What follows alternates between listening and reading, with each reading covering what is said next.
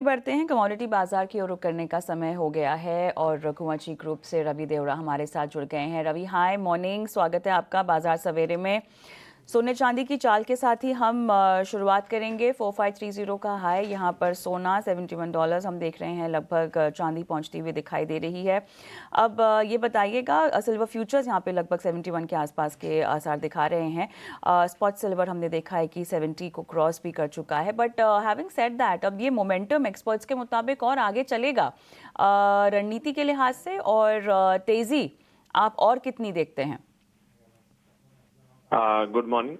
जरूर से I think कोई भी जो असेट क्लास है जो ये पूरे साल फेस्टिविटी मनाया है, तो ये सोना एंड चांदी एंड गोल्ड सिल्वर में लगातार पूरे साल तेजी रही है।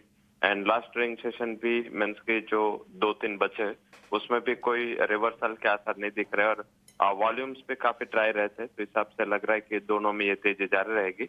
हालांकि डिप पे बाय करना है, 137 के जितने करीब मिले गोल्ड में फिर से बाय करे with stop loss of 136,200 and upper side जो टारगेट है 1,39,000 तक आ सकता है।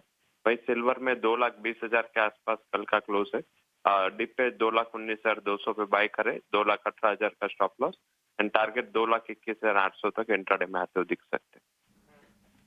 ठीक है रवि, आपने सोने चांदी पर यहाँ पर बाय की रणनीति सुझाई है, लेवल्स भी बताइए। उन लेवल्स का ध्यान ज़रूर से रखिए। कच्चे तेल पर भी आपकी रणनीति जानना चाहेंगे, क्योंकि लगातार यहाँ पर यूएस और वेनेजुएला के बीच जो टेंशन बढ़ रहा है उससे हम थोड़ी अच्छी तेज़ी यहाँ पर क्रूड में देख रहे हैं। कच्चे तेल देखिए $62 के ऊपर कारोबार करता हुआ फिलहाल नजर आ रहा है।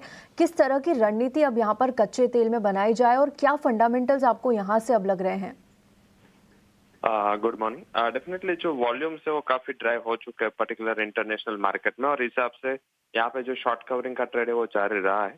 एंड हमने मेंस के 80 पे ये पूरे वीक मंडे ट्यूसडे दोनों दिन हमने बाय का रिकमेंडेशन दिया था कच्चे तेल या सोने चांदी में। बट कच्चे तेल में ये वेनेजुएला वाला कंसर्न थोड़ा डिपेंड हो रहा है, क्योंकि मेंस के जो मेंस यूएस सीज कर रहा है वहाँ पे वेसल्स को, हिसाब से सप्लाई का काफी बड़ा खतरा है। चाइना के वेसल को भी उन्होंने सीज किया है, तो आई थिंक लग रहा है कि थोड़ा ये प्रॉब्लम है वो बियॉन्ड द बाउंड्री जाएगा। हालांकि वेनेजुएला का ग्लोबल मार्केट में सिर्फ 10 लाख बैरल पर डे का प्रोडक्शन है। एज वेल एज देखे तो यहाँ पे जो टोटल वर्ल्ड मार्केट में प्रोडक्शन में शेयर है वो 1% से कम है, तो इस हिसाब से बहुत सस्टेनेबल इम्पैक्ट नहीं है। बट आज एटलीस्ट मुझे लग रहा है कि 5300 के टारगेट के लिए बाय करना चाहे। 5180 का स्टॉप लॉस लगा है। कच्चे तेल में खरीदारी की सलाह, 5300 का टारगेट, 5180 का आप रेकमेंड कर रहे हैं stop loss. But Ravi, base metals को लेकर भी बताइएगा, अगर कोई आपकी रणनीति है, क्या कॉपर में कुछ इनिशिएट करना चाहिए? और इसके अलावा बाकी के बेस मेटल्स भी हम देख रहे हैं कि डिमांड के लिहाज से सिनेरियो काफ़ी फेवरेबल है। क्या कॉपर के अलावा भी कुछ होगा आपके रडार पर?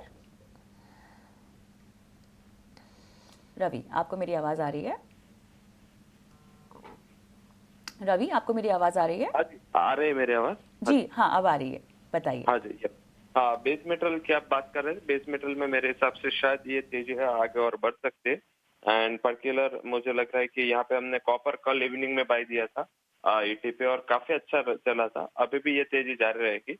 यहाँ पे भी जैसे सिल्वर में था, कॉपर में भी नियर अबाउट एक्सपायरी सप्लाई की जो दिक्कत है वो ऊपर क्या रहे, तो यहाँ भी मुझे लग रहा है कि कॉपर इज न्यू सिल्वर जो हमने काफी दीपावली से हम बात कर रहे हैं, यहाँ पे लग रहा है कि कॉपर में एक तेजी जारी रहनी चाहिए।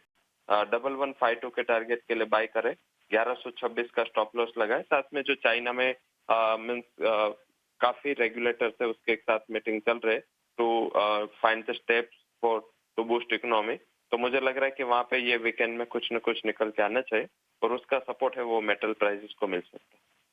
ठीक है, यहाँ पर आपने बेस मेटल्स में कॉपर पर अपनी बाई की कॉल दी है, दिसंबर वायदा खरीदे। 1134 के आसपास आपको खरीदारी करनी है। टारगेट्स 1152 तक के मिल सकते हैं, लेकिन एक ऐसे लगाना होगा 1126 का।